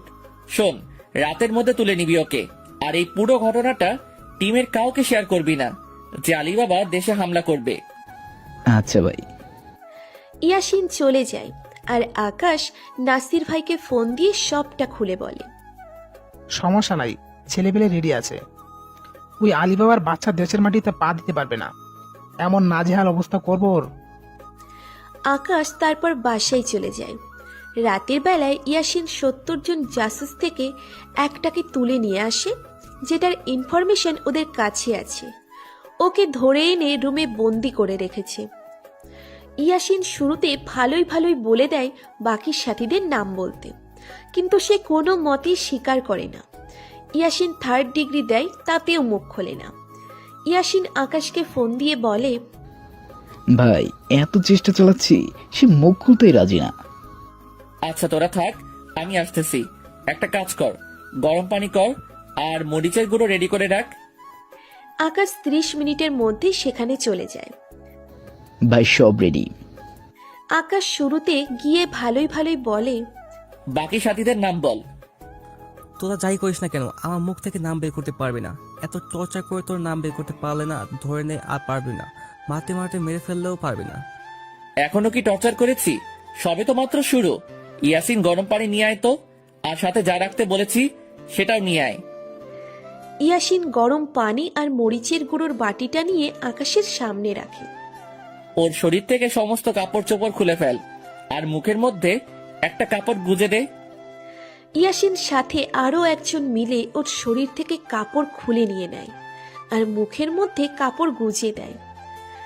আকাশ গরম পানির বালতিটা নিয়ে ফুটন্ত গরম পানিগুলো ওর শরীরে ঢেলে দেয়। গরম পানি ঢালার সাথে সাথে সে সাপের মতো মোচড়ামুচড়ি করতে আরম্ভ করে। সারা শরীরে ফোসকা পড়ে গেছে ওর। ছেলেটা অঝরে চেঁচাচ্ছে, কিন্তু তার গলার আওয়াজ বের হচ্ছে না। আকাশ তারপর মরিচের গুঁড়োগুলো ওর শরীরের মধ্যে ঢেলে দেয়। ছেলেটা আর সহ্য করতে না পেরে চোখ দিয়ে পানি ছেড়ে দেয় আর চোখের ভাষায় বলতে থাকে তার মুখ থেকে কাপড়টা সরিয়ে নিতে। সে সবটা স্বীকার করবে। যা, ওর মুখ থেকে কাপড়টা সরিয়ে ফেল। ইয়াসিন মুখ থেকে কাপড়টা সরিয়ে নেয়। ছেলেটা মিনতির সুরে বলতে থাকে পানি। আকাশ ওর হাতের পাশে থাকা পানির বোতলটা এগিয়ে দেয়। সে গটগট করে 2 লিটার পানি জায়গায় শেষ করে ফেলে।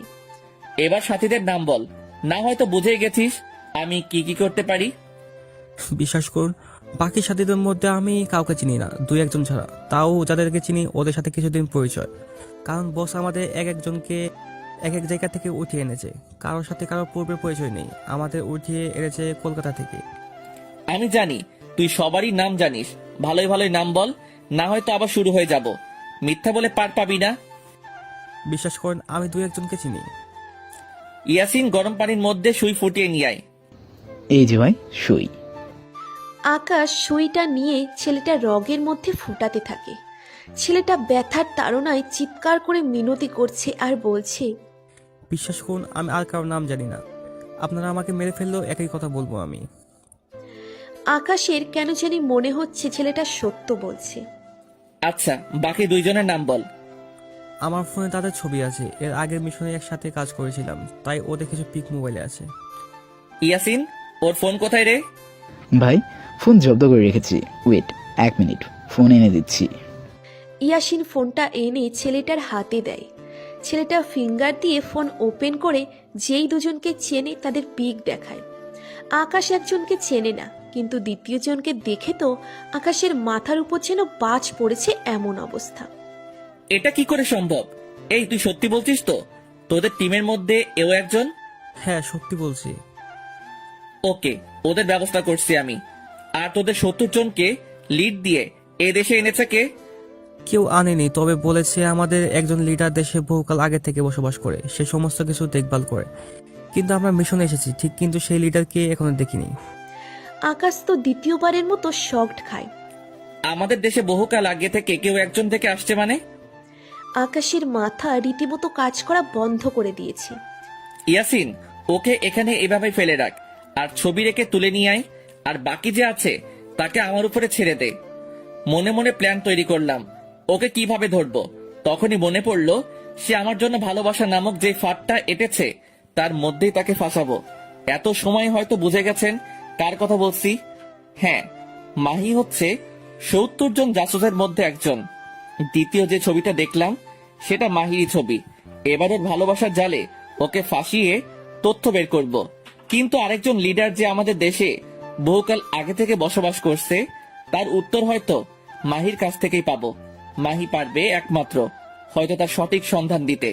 পরের দিন যথাসময়ে কলেজে চলে গেলাম।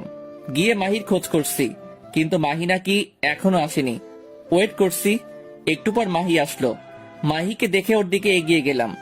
মাহি, তোমার সাথে আমার কিছু কথা আছে। কি বলবে বলো? আমি জানি তুমি কি বলবে, যে তুমি আমাকে ভালোবেসে ফেলেছো। আসলে মাহি, গত 2 দিন অনেক ভেবে দেখেছি আমার লাইফে এমন কাউকে দরকার যে আমার জীবনটা গুছিয়ে দিবে। হ্যাঁ দিব তো, আমি তোমার জীবন গুছিয়ে দিব। কালকের ব্যবহারের জন্য ক্ষমা চাচ্ছি। আচ্ছা, তুমি কি আমায় তোমার ভালোবাসার মতো একটা সুযোগ দিবে? হ্যাঁ দিব তো, কিন্তু একটা কন্ডিশন আছে। কি কন্ডিশন বলো? আমাকে সবসময় ঘুরতে নিয়ে যেতে হবে, মাঝে মাঝে তোমার হাতে খাইয়ে দিতে হবে। আমি হাজারো বাহানা করব, সেগুলো তোমার পূরণ করতে হবে। হ্যাঁ করবো তো, তোমার সব বায়না পূরণ। তাহলে চলো, আজ ক্লাস করব না, তুমি আমায় দূরে কোথাও থেকে ঘুরিয়ে নিয়ে আসো। আচ্ছা চলো, দুজনে মিলে একটা পার্কে যাই। মাহি আকাশের কাঁধে মাথা দিয়ে চুপ করে বসে আছে। মাহির কেন জানি খুব শান্তি লাগছে। মনে হচ্ছে যেন আকাশের কাঁধটা পরম শান্তির একটা স্থান। একটু পর ফুচকাওয়ালা মামা তার স্টকটা ওপেন করে। এই আকাশ, আমি ফুচকা খাবো। আচ্ছা চলো। তারপর আকাশ ফুচকা অর্ডার করে। এই কিরে, তুমি খাবে না? না, আমার খেতে ইচ্ছে করছে না, আর এইসব আমি একটু কম খাই, আমার ভালো লাগে না। আচ্ছা তাহলে তুমি আমাকে খাইয়ে দাও, তোমার খেতে হবে না। মাহিকে খাইয়ে দিচ্ছি, ইচ্ছা করছে না ওর মতো ছলনাময়ীকে নিজের হাতে খাইয়ে দিতে। ইচ্ছে করছে ফুচকার সাথে বিষ মিশিয়ে দিয়ে ওকে মেরে ফেলি। মাহি তো আপন মনে ফুচকা খাচ্ছে আর মনে মনে ভাবছে, আর যদি আমি মিশনে না আসতাম তাহলে সত্যিই তোমায় ভালোবাসতাম। তোমার মতো মানুষ হয় না, যে কিনা এত পাওয়ার থাকা সত্ত্বেও তার মাঝে সেই পাওয়ার নিয়ে কোনো গরিমা নেই। আজ খুব খারাপ লাগছে, যেদিন আমি তোমায় নিজ হাতে মারবো সেদিন আমার কেমন অবস্থা হবে তার পূর্বাভাস পাচ্ছি। মনে মনে, মাহি তুমি যদি সত্যিকার অর্থে আমায় ভালোবাসতে, উপরওয়ালা সাক্ষী তোমার হাত আমি কখনোই ছাড়তাম না। কিন্তু তুমি ছলনাময়ী, তোমার জন্য মনের কোনো এক জায়গায় ভালোবাসা কাজ করছে, কিন্তু তোমার ক্ষেত্রে সেটা প্রকাশ করাও নেহায়েত বোকামি হবে। আগে পরে তুমি তোমার আসল রূপ নিয়ে আমার সামনে আসবে। সেদিন অনেকটা সময় পার্কে সময় কাটাই দুজনে একসাথে মিলে। পরে আসার সময় দুজনের নাম্বার আদান প্রদান করে নেয়। আকাশ বাসায় এসে ক্লাস ব্যাগটা টেবিলের উপর রেখে বিছানায় শরীর এলিয়ে দেয়। এমন সময় ইয়াসিন ফোন করে। ভাই জাসুস ওইটাকেও তুলে নিয়ে এসেছি। দুইটাকে একই সাথে বন্দি করো। প্রথমে ভালোই ভালো জিজ্ঞেস করো, যদি সঠিক উত্তর না দেয় গতকাল আমি যেমনটা করেছি সেই রূপ আচরণ করবি। আচ্ছা ভাই। আর শোন, শহরে বা গ্রামেগঞ্জে আমাদের মাফিয়ার যত ক্রু আছে সবাইকে অ্যালার্ট করে দে, যে কোনো সময় যদি ডাক দেই সাথে সাথে যেন উপস্থিত থাকে। আচ্ছা ভাই, সবার কাছে খবর পৌঁছে দিচ্ছি। ইয়াসিন ভালোই ভালোই জাসুস থেকে উত্তর চায়। সে প্রথমে না করে, পরে গতকাল যেই জাসুসটাকে আটক করেছে তাকে ওর সামনে আনে আর বলে, দেখ, একবার যদি ভালো ভালো মুখ না খুলিস তাহলে তোর হালো এমনটা করব। সে ভয়ে সব কিছু স্বীকার করে। তার কাছে যত সন্ধান ছিল সব কিছু ইয়াসিনকে খুলে বলে। আকাশ না খেয়েই ঘুমিয়ে পড়ে। বিকেলবেলা ঘুম ভাঙে ফোনের আওয়াজে। মাহি ফোন করেছে। আমার বাবুটা কি করে? এই তো ঘুমাচ্ছি। খাবার খেয়েছো? না, আসলে বাসায় এসে শরীরটা ক্লান্ত লাগছিল, তাই শরীরটা এলিয়ে দিয়েছি বিছানায়। কখন যে ঘুমিয়ে গেছি তা বলতে পারবো না। এই কি বললা? তুমি এখনো খাওনি মানে কি? যাও এখন গিয়ে উঠে খেয়ে নাও। আচ্ছা বাবা, যাচ্ছি। তো এত রাগ করার কি আছে? চুপ থাকো, একদম কথা বলবা না। কত সময় হয়েছে এখনো না খেয়ে আছো আর বলছো রাগ না করতে? আচ্ছা, যাচ্ছি। আকাশ ফোন রেখে দিয়ে ফ্রেশ হয়ে নেয়। তারপর বাহির থেকে খাবার অর্ডার করে সেগুলো খেয়ে নেয়। খেয়ে দিয়ে বিকেলবেলা জাসুস দুইটাকে যেখানে রেখেছে সেখানে যায়। ভাই, জাসুসটা ভয়েস সব বলে দিয়েছে। ওর কাছে যতটুকু তথ্য ছিল সবটা বের করেছি। তবে বাকি আরো বহু মানুষ আছে, তাদের কোনো অস্তিত্ব খুঁজে পাওয়া যায় নাই। সমস্যা নাই, পরের জন থেকে যা তথ্য বের করেছিস তাদের সব কয়টাকে আটক কর, দেখবি সবার খবর পেয়ে যাবি। আকাশ ইয়াসরবির ভাইকে ফোন দেয়। আকাশ ভাই, হ্যাঁ বলো। আপনাকে বলেছিলাম ওই আলী বাবাকে বোঝানোর জন্য। ভাই, ওই শয়তান আমার কথা শুনছে না। সে নিজেকে বড় ডন মনে করতেছে। ভাই আপনি বলেন, ওই শয়তানকে কি করব? লাথি খাওয়া মানুষ কখনো কথাই মানে না, ওকে সাইজ করতেই হবে। এবার ওই আলী বাবাও দেখবে খারাপ নজর দেওয়ার পরিণাম কতটা ভয়ঙ্কর হয়। এদিকে মাহি ফোন করে তার বসকে বলে, বস, আমি বলেছিলাম না আর কিছুটা দিন সময় দেন, ব্যাটাকে লাইনে নিয়ে আসবো। দেখেছেন, ব্যাটাকে লাইনে নিয়ে এসছে। গুড প্লে, চালিয়ে যাও, সময় মতো খেল খতম করে দেবো। আর মাহি, আমাদের কিছু জাসুসের কোনো খবর পাচ্ছি না, প্রায় 10-12 জন জাসুসের এক অবস্থা। আচ্ছা, আমি খবর লাগাচ্ছি কি হয়েছে। আকাশ আসার সময় ইয়াসিনকে বলে আসে জাসুস দুইটাকে জমের বাড়ি পাঠিয়ে দিতে। ইয়াসিন জাসুস দুইটাকে মেরে একটাকে নদীতে ভাসিয়ে দেয়, আর একটাকে টুকরো টুকরো করে শহরের বিভিন্ন স্থানে ছড়িয়ে ছিটিয়ে ফেলে রেখে আসে। এইভাবেই আরও 10 দিন অতিক্রম হয়ে যায়।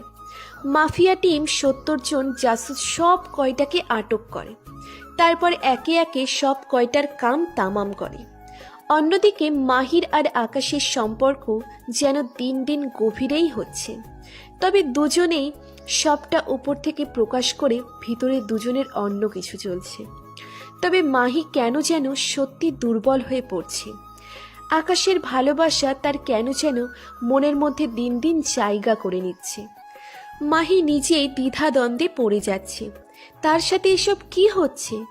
এসেছে মিশনে, কিন্তু প্রতারণা করতে গিয়ে সে যেন নিজেই সত্যিকার অর্থে তার মধ্যে ধাবিত হয়ে পড়েছে।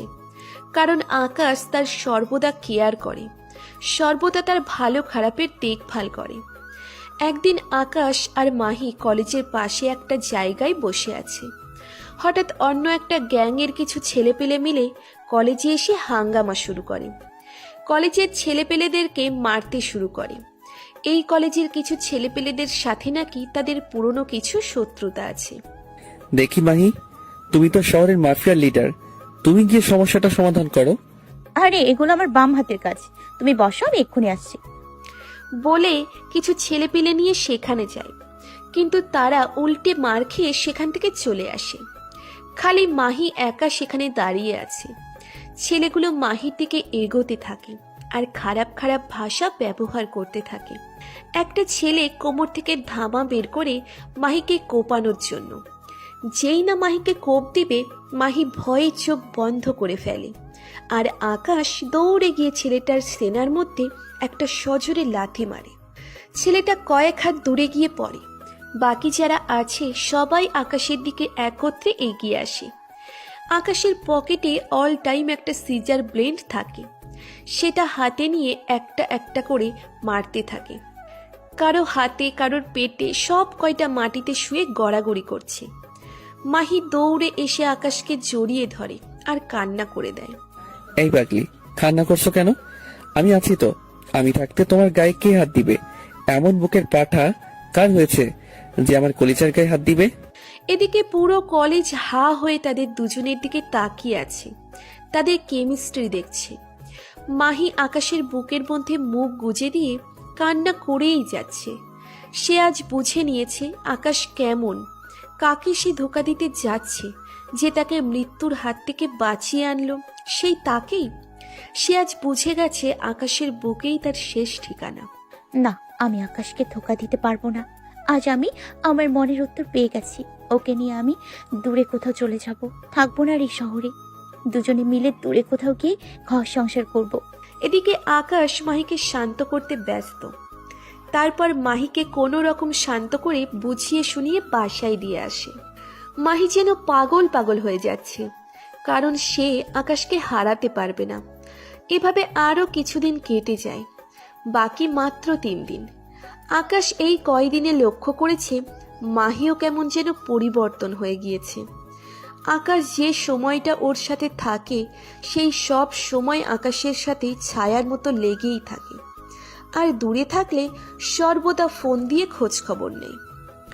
সকাল থেকে মাহির ফোনে ওর বস ফোন করছে, কিন্তু সে ভয়ে ফোন রিসিভ করছে না। সে বসকে কি বলবে, আর সে আকাশকে ধোকা দিতে চায় না। বস বেশ কয়েকবার ফোন দেয়, না পারাতে ফোন রিসিভ করে। কি সমস্যা মাহি? এত সময় ধরে ফোন দিচ্ছি, ফোন রিসিভ করছো না কেন? বস, একটু সমস্যায় ছিলাম, আকাশ আমার সাথে ছিল তাই ফোন রিসিভ করিনি। মিথ্যে বললাম। ও শোনো, হাতে আর বেশি সময় নেই। তোমার ফোনে একটা ঠিকানা টেক্সট করব আমি, তখন তুমি আকাশকে ফুসিয়ে ফাঁসিয়ে আমার টেক্সট করার ঠিকানার মতো চলে আসবা। যদি কোনো কারণে এদিক ওদিক হয়, জানোই তো তোমার মায়ের অপারেশন হবে না টাকার কারণে। মাহি কি করবে কিছুই মাথা কাজ করছে না। সে এমন মিশনে যোগ দিয়েছে কারণ এই মিশনটা করলে তারা তাকে মোটা অঙ্কের একটা টাকা দিবে, যা দিয়ে তার মায়ের চিকিৎসা সে ভালোভাবে করাতে পারবে। তার মায়ের লিভারে টিউমার ধরা পড়েছে, সেটার অপারেশন করতে হবে। একদিকে আকাশ, অন্যদিকে তার জন্মদাত্রী মা। কাকে রেখে কাকে বাঁচাবে সে? আমার মাকে বাঁচাতেই হবে। মনের মধ্যে পাথর রেখে না না বস, মিস হবে না। আমি ওকে নিয়ে ঠিকানা মতো চলে আসব। বস ফোন কেটে দেয়।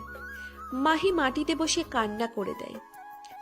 আকাশ, বিশ্বাস করো, শুরুতে আমি তোমায় ঠকাতে চেয়েছিলাম, কিন্তু পরবর্তীতে তোমার সাথে থাকতে থাকতে তোমায় ভালোবেসে ফেলেছি। তোমায় ছাড়া থাকবো কি করে আমি আকাশ? বলে কান্নার মাত্রা আরো বাড়িয়ে দেয়। আকাশ সমস্ত মাফিয়ার ক্রুদেরকে একত্রে করার সিদ্ধান্ত নেয়। অন্যদিকে আলী বাবা পরিপূর্ণভাবে প্রস্তুত। আজ বাদে কাল সে বাংলাদেশে হামলা করবে, তারপর বাংলাদেশটাকে সে তার নিজের দখলে করে নিবে, আর সে এই দেশে গড়ে তুলবে সন্ত্রাস আর জঙ্গিবাদ। সে এখনো জানে না তার জন্য কাল অপেক্ষা করছে। তার মৃত্যু ওই কালের হাতেই লেখা আছে। আলী বাবা আরও কয়েকটা টিম বাংলাদেশে পাঠায়, যে শহরের বিশেষ বিশেষ জায়গায় মাইন ফিট করে রাখতে। সে আগামীকালকে বাংলাদেশে আসবে। আকাশ মাফিয়ার সমস্ত ক্রুদেরকে একত্রে করে সবার উদ্দেশ্যে কিছু কথা বলে। যে আমাদের দেশ আজ বাদে কাল অন্যরা ছিনিয়ে নেওয়ার চেষ্টা করবে, তোমরা কি তাদের বিরুদ্ধে রুখে দাঁড়াবে না পিছু হেঁটে যাবে? সকলেই একত্রে বলে ওঠে, আকাশ ভাই, আমরা কখনোই পিছু হাঁটবো না। যত যাই হোক না কেন, বাইরের যে কোনো খারাপ শক্তি আমাদের দেশকে ছিনিয়ে নিতে পারবে না। তাহলে কালকের জন্য রেডি থাকো। সকলেই ওই আলীবাবা আর তার টিমের সমস্ত সদস্যকে মেরে এই বাংলার মাটিতে পুঁতে রাখবো। আকাশ তারপর বাসায় চলে যায়। বাসায় গিয়ে মাহিকে ফোন দিচ্ছে, কিন্তু সে রিসিভ করছে না। আকাশ অনেকগুলো ফোন দেয়, তাও কোনো খবর নাই। মাহি একটু পর নিজেই ফোন দেয়। কলিজে সরি, আসলে ওয়াশরুমে ছিলাম, দেখতে পাইনি। আচ্ছা যাও, ফ্রেশ হয়েছো, এবার কিছু খেয়ে নাও। আচ্ছা, আর কিন্তু বিকেলে দেখা করব। আচ্ছা। তারপর আকাশ খেয়ে দিয়ে একটু বিশ্রাম নেয়। বিকেলবেলায় মাহি ফোন করতেছি দেখা করতে যাওয়ার জন্য। কলিজা, আর মাত্র 5 মিনিট, আসতেছি। 5 মিনিটের মধ্যেই মাহির বাসার সামনে চলে যায়। তারপর দুজনে মিলে ঘুরতে বের হয়। দুজনে নদীর পাড়ে একটা জায়গায় বসে আছে। উপরে আবার পার্ক। দুজনেই বসে বসে কথা বলতেছে। হঠাৎ একটা পিচ্চি বাচ্চা এসে মাহির কাঁধে হাত দেয়। বাচ্চাটার হাতের মধ্যে একটা বল। আন্টি, আমার সাথে খেলা করবা? আম্মু না কোথায় যেন চলে গেছে। বাচ্চাটাকে দেখে মায়া লেগে যায়। হ্যাঁ বাবু, করবো তো, কিন্তু তোমার আম্মু কোথায় চলে গেছে? জানি না তো কোথায় গেছে। আকাশ, তুমি বসো, আমি বাচ্চাটার সাথে একটু বল নিয়ে খেলা করি। আমার বাচ্চাদের সাথে খেলতে খুব ভালো লাগে। আচ্ছা যাও। মাহি আর বাচ্চাটাকে খেলা করতেছে। আকাশ দূর থেকে ওর দিকে হা হয়ে তাকিয়ে আছে। মাহিকে একদম বাচ্চা বাচ্চা লাগতেছে। কি কিউট লাগতেছে মাহিকে দেখতে। ইস, মাহি যদি সত্যি আমায় ভালোবাসতো কখনোই ওর হাত ছাড়তাম না, কিন্তু আফসোস, আমার কপাল খারাপ। আকাশ হঠাৎ লক্ষ্য করে মাহির ব্যাগে থাকা ফোনটা পাচ্ছে। আকাশ প্রথমে চিন্তা করে মাহিকে ডাক দিবে কিনা। পরে আবার ভাবলাম, না থাক, মেয়েটা খেলতেছে খেলুক, ফোনটা লাগাতার বেড়েই যাচ্ছে। ভাবলাম ফোনটা আমি রিসিভ করব, কিন্তু ফোনটা হাতে নিতেই কেটে গেল। ফোনের স্ক্রিনে নাম্বারটা চেক করলাম, কে ফোন দিয়েছে। দেখলাম বস দিয়ে সেভ করা নাম্বারটা। এটা দেখে তো 1000 ভোল্টের একটা ঝাটকা খেলাম। আবার একটু পর একটা মেসেজ আসলো বস নাম্বারটা থেকে।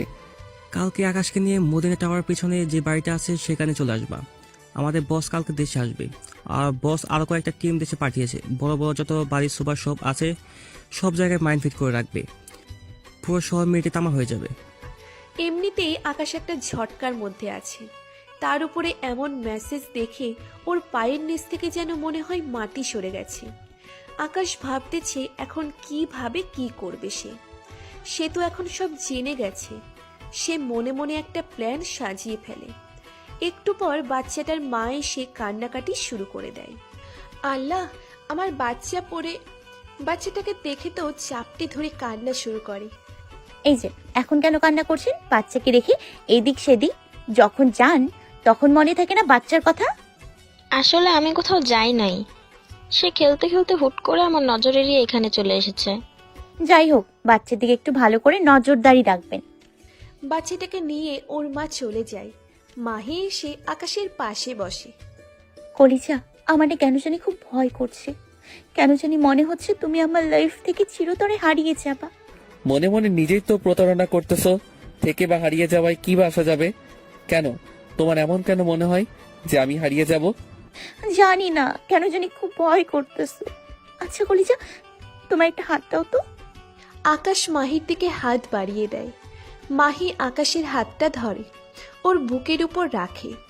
কিছু অনুভব করতেছো? হ্যাঁ, খুব কাঁপতেছে বুকটা। আকাশ, এটা বিশ্বাস করিও, এই মাহি তোমায় সত্যিই ভালোবাসে, নিজের জীবনের থেকেও বেশি ভালোবাসে। বলতে বলতে কান্না করে দেয়। আকাশ মাহির কথা শুনে কেন জানি মনে হচ্ছে এই কথাগুলো মিথ্যা না। এই কথাগুলোর মধ্যে অদ্ভুত একটা পাওয়ার আছে যা আকাশকে বারবার ভাবতে বাধ্য করছে।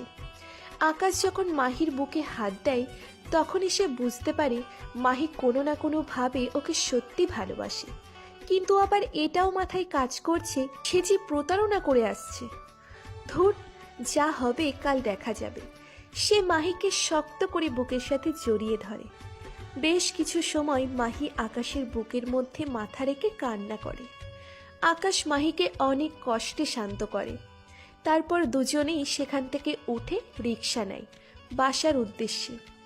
আকাশ আগেই মাহিকে বাসায় পৌঁছে দেবে, পরে সে বাসায় ফিরবে।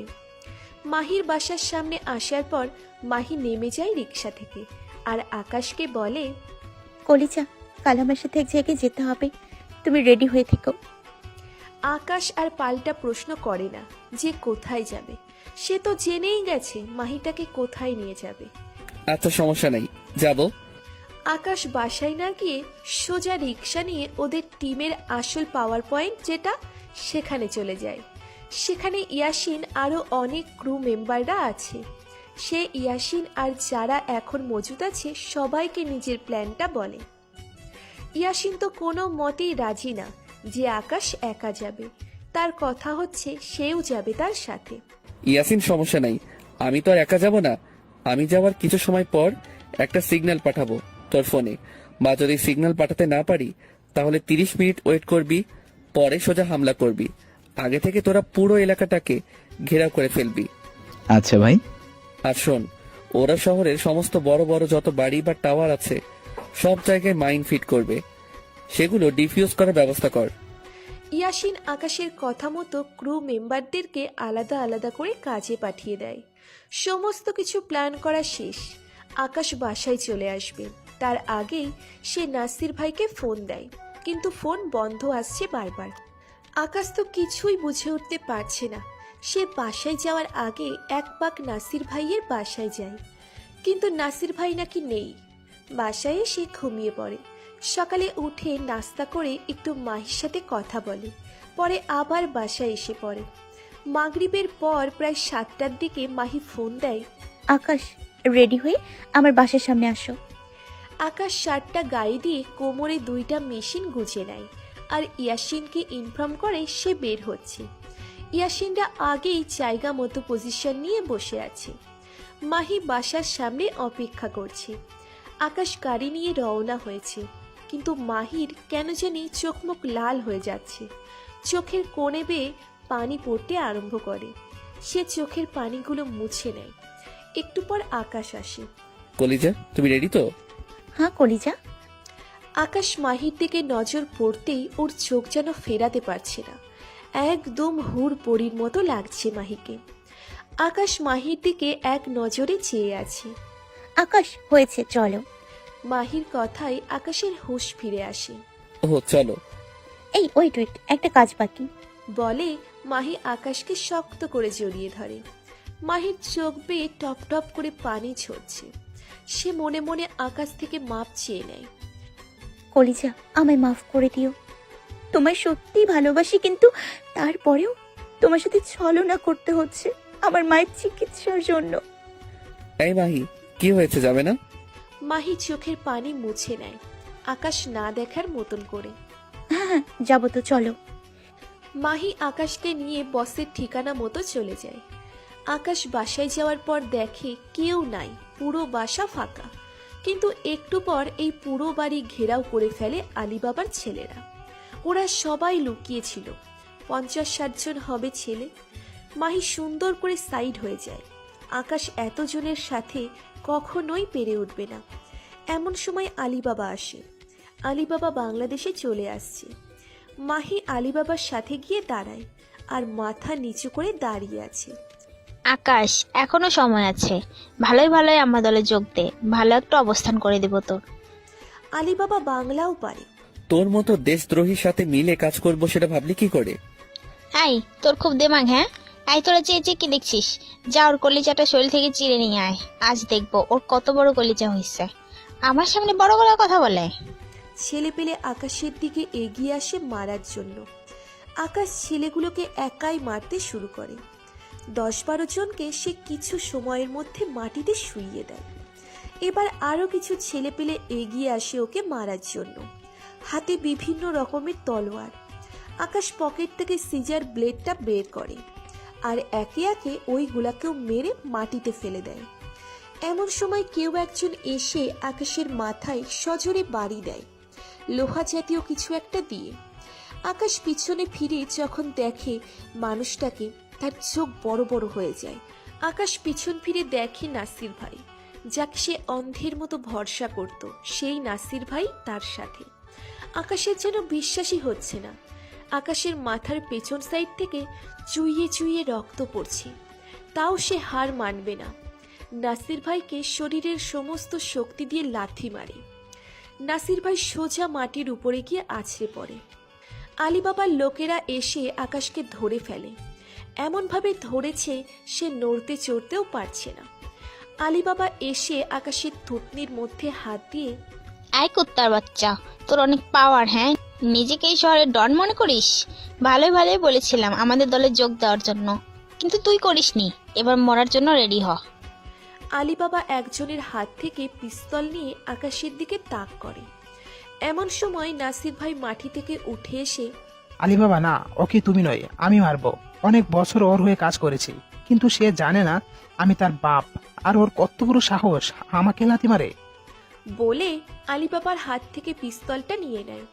তারপর আকাশের দিকে পিস্তল তাক করে যেই না ওকে শুট করে, মাহি দৌড়ে আকাশের সামনে এসে পড়ে আর বুলেটটা মাহির শরীর ছিদ্র করে অপর প্রান্ত দিয়ে বের হয়ে যায়। মাহি মাটিতে পড়ে আছে। অন্যদিকে ইয়াসিন আর পুরো মাফিয়ার সমস্ত ক্রুরা ওয়েট করছে কখন আকাশ সিগন্যাল দিবে, কিন্তু 30 মিনিট আপ হয়ে গেছে, এখনো সিগন্যাল আসেনি। তাই তারা সিদ্ধান্ত নেয় এখনই হামলা করবে।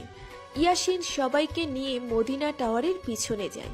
পিছনে যাওয়ার সাথে সাথেই আলিবাবার লোকেরা খবর পেয়ে যায় আর ওরা অস্ত্রশস্ত্র নিয়ে মাফিয়ার ক্রুর উপরে হামলা করে। কিন্তু মাফিয়ার এত হাজার ক্রুর সামনে আলিবাবার এই অল্প সংখ্যক লোক মশা মাছির থেকেও ছোট্ট একটা প্রাণী। মাফিয়ার ক্রুরা আলিবাবার টিমের সব কয়টাকে আটক করে, সাথে আলিবাবা ও নাসির ভাইকেও। আকাশের মাথা যেন ভো ভো করে ঘুরতেছে, সে যেন শক্তিই পাচ্ছে না কিছু করার মতো। ইয়াসিন দৌড়ে গিয়ে আকাশকে ধরে। ভাই আপনার কি হয়েছে? আমার কিছু হয় নাই, মাইকে দেখ। ভাই ওনার তো শরীর থেকে প্রচুর পরিমাণে রক্ত বের হচ্ছে। তাড়াতাড়ি হসপিটালে নিয়ে যা, আর আমি এদিকটা দেখছি। ইয়াসিন তাড়াতাড়ি গাড়িতে করে মাহিকে হসপিটালে নিয়ে যায়। আকাশ পায়ের থেকে জুতা খুলে আলিবাবার গালে কষিয়ে কয়েকটা লাগিয়ে দেয়। নাসির ভাইকেও কয়েকটা মারে। এই বাচ্চা ছেলে, আমাকে যত মারবি মার, কিন্তু আমাদের কাজকর্ম তুই কখনো দমিয়ে রাখতে পারবি না। একটু পরেই পুরো শহরটা তামা হয়ে যাবে, তোরা শুধু দেখেই থাকবি। তোরা আমার কাজকর্মের কাছে বাচ্চার চাইতেও ছোট। সেই স্বপ্ন নিজের ভিতরেই রেখে দে। আমি ছেলেপেলেকে অনেক আগেই মাইন্ড ডিফিউজ করতে লাগিয়ে দিয়েছি। আকাশ ঠিকমতো কথাও বলতে পারছে না, কথা বলতে বলতে ঢুলে পড়ে যাচ্ছে। এই তোরা কোথায়? এখান থেকে একটাও যেন নিজের মাটিতে ফিরে যেতে না পারে। সব কয়টাকে মেরে পাশেই কবরস্থানে পুঁতে দিয়ে আসবি। সাথে এই 2 মুখী সাপ নাসির, ওকেও মেরে পুঁতে দিবি। বলতে না বলতেই আকাশ মাটিতে পড়ে যায়। ছেলেপেলেরা ধরে আকাশকে হসপিটালে নিয়ে আসে। একদিন পর আকাশের জ্ঞান ফিরে আসে। সে জ্ঞান ফেরার পর পাগলের মতো আচরণ করতে থাকে। মাহি, এই মাহি, তুমি কোথায়? ইয়াসিন আকাশকে শান্ত করে। ভাই মাহি ঠিক আছে, আপনি চিন্তা করেন না। না, আমি আমার মাহিকে দেখবো। আল্লাহ, এখন কি হবে ওনার? এই অবস্থা তো ভালো না। ডাক্তাররা সময় দিয়েছে 48 ঘন্টার মধ্যে জ্ঞান না ফিরে আসলে এর চিন্তা ছেড়ে দিতে। অলরেডি একদিন পার হয়ে গেছে, এখন জ্ঞান ফেরার কোনো নাম নিশান নাই। এই ইয়াসিন, তুই আমাকে মাহির কাছে নিয়ে চল। ইয়াসিন চুপ করে আছে মাটির দিকে তাকিয়ে। ইয়াসিন, কি বলেছি শুনিসনি? আমাকে মাহির কাছে নিয়ে চল এখনই। ইয়াসিন না পারতে আকাশ মাহির কাছে যায়। আকাশ মাহির কেবিনে ঢোকার পর দেখে যে মাহি একটা বেডের উপরে শুয়ে আছে, মুখে মাস্ক লাগানো। আকাশ মাহির এই অবস্থা দেখে তো আর নিজেকে ঠিক রাখতে পারে না, মাহিকে জড়িয়ে ধরে কান্না করে দেয়। মাহি, তুমি এমনটা কেন করলে? আমি ওই দিনই বুঝে গিয়েছিলাম, যেদিন তোমার বুকে হাত দিয়েছিলাম, যে তুমি আমায় সত্যি ভালোবাসো। আর গতকাল কনফার্ম হয়ে গেছি, যখন তুমি আমাকে সেভ করার জন্য নিজের জানটা দিয়ে দিতে চাইলে। এমন সময় একটা নার্স আসে। এই এই, কি করছেন কি আপনি? এমন কান্নাকাটি করলে রোগীর ক্ষতি হবে। এমন কান্নাকাটি না করে ধৈর্য ধারণ করুন, দেখবেন সব ঠিক হয়ে যাবে। আকাশ কান্না থামিয়ে দেয় আর চুপচাপ করে মাহির সামনে বসে থাকে। ভাই খাওয়ার সময় হয়ে এসেছে, কিছু খেয়ে নেন। না, আমি কিচ্ছু খাবো না। মাহিরের জ্ঞান না ফেরা পর্যন্ত ওর সাথে বসে থাকবো। ভাই কিছু না খেলে যে আপনিও অসুস্থ হয়ে যাবেন। সমস্যা নাই, অসুস্থ হলে হব, তাও আমি কিছু খাবো না। আকাশের জেদের কাছে সবাই হার মেনে যায়। দুপুর পেরিয়ে বিকেল হয়ে যায়, মাহির জ্ঞান ফিরে আসে না। আকাশ তো একদম ভেঙে পড়েছে। হঠাৎ মাহির জ্ঞান ফিরে আসে। ইয়াসিন দৌড়ে গিয়ে ডক্টরকে ডেকে নিয়ে আসে। ডাক্তার এসে সমস্ত কিছু চেক আপ করে। না, সব ঠিক আছে, এখন আর কোনো বিপদের আশঙ্কা নেই। মাহির জ্ঞান ফিরতেই দেখতে পায় আকাশ তার পাশে বসে আছে। মাহি বেডে শুয়েই কান্না করে দেয়। সে কোন মুখ নিয়ে আকাশের সাথে কথা বলবে, সে কোন মুখ নিয়ে আকাশের সামনে যাবে। এই কলিজা, কান্না করছো কেন? হ্যাঁ, আমি জানি আমার কলিজাটা আমাকে সত্যি ভালোবাসে, আর আমিও আমার কলিজাটাকে সত্যি ভালোবাসি। বিশ্বাস করো, আমার মায়ের জন্য শুধুমাত্র এমনটা করেছি। আমার কাছে অত টাকা নেই যে আমার মায়ের চিকিৎসা করাবো, তাই বাধ্য হয়ে এই পথ বেছে নিয়েছি। মাহিকে জড়িয়ে ধরে, এই বাবু চুপ করো, যা হয়েছে হয়েছে, তোমার মায়ের চিকিৎসা আমি করাবো। মাহিকে কিছুদিন হসপিটালে রেখে আকাশ তারপর মাহিকে নিয়ে ওর বাড়িতে চলে যায়। বাড়ি বলতে আকাশের মায়ের কাছে, ওদের আসল ভিটেমাটি যেটা সেখানে। আকাশের মা তো মহা খুশি, একদিকে ছেলে এসেছে, অন্যদিকে ছেলে তার পছন্দের মানুষকে নিয়ে এসেছে। আকাশের মাও চাচ্ছিল আকাশের বিয়ে করিয়ে দিতে। যাক, এবার আমার ছেলের বিয়ে দিব আমি। আকাশের মার বেশ পছন্দ হয়েছে মাহিকে। বিয়ের সময় ঠিক হয়, তার আগে আকাশ মাহির আম্মুকে দেশে নিয়ে এসে ট্রিটমেন্ট করায়। মাহির আম্মুও সুস্থ হয়ে যায়। ধুমধাম করে আকাশ আর মাহির বিয়ে হয়। দুজনেই তো মহা খুশি, দুজনেই সংসার জীবন শুরু করে। মাহি এখনো আগের মতোই আছে, কলেজে গেলে গুন্ডামি মাস্তানি করে, তবে সেটা আকাশের জন্য। কোনো মেয়ে যদি আকাশের দিকে চোখ দেয় বা ওর সাথে কথা বলতে আসে, তাহলে মাহি তার 12টা 13টা 14টাও বাজিয়ে দেয়। আর আকাশ এখনো নিজের কাজকর্ম ইন্তজাম দিয়ে যাচ্ছে। আলী বাবার মৃত্যুর পর দেশে এখনো কেউ নজর দিতে 10 বার চিন্তা করে না, কারণ সবাই জেনে গেছে দেশের মধ্যে একটা বাঘ আছে, কুনজর দিলেই শরীর থেকে মস্তকটা আলাদা করে ফেলবে। 1 বছর পর আকাশ আর মাহির সংসার আলোকিত করে একটা ফুটফুটে রাজকন্যা হয়। আকাশ আর মাহি এখন খুব ব্যস্ত তাদের রাজকন্যাটাকে নিয়ে। এমন হাসি খুশি ভাবেই আর একটা ঘটনার সমাপ্তি ঘটল।